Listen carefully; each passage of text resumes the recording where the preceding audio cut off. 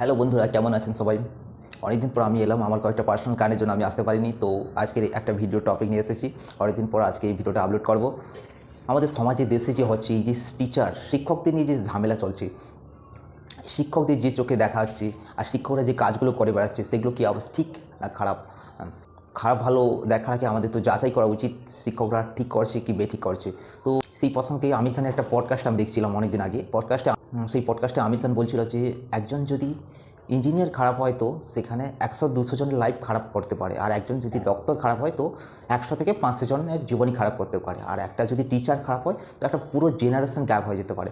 এই জন্য একটা টিচারকে তার টিচারের ভূমিকা পালন করতে হবে, একনিষ্ঠার সঙ্গে পড়াতে হবে এবং ছাত্রদের সঙ্গে যেভাবে বাবা মা আচরণ করে সেইভাবে আচরণ করা উচিত।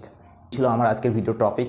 পরে সময় পেলে আবার ভিডিও বানাবো, যদিও আমার সময় হয়ে ওঠে না, তার জন্য লং ভিডিও বানাতে পারি না, বা নেক্সট টাইম ভালো কোনো ভিডিও নিয়ে আসতে চেষ্টা করব। সবাই ভালো থেকো, সুস্থ থেকো, আর ভিডিও ভালো লাগলে লাইক শেয়ার কমেন্ট করবেন। পরে আবার দেখা হবে।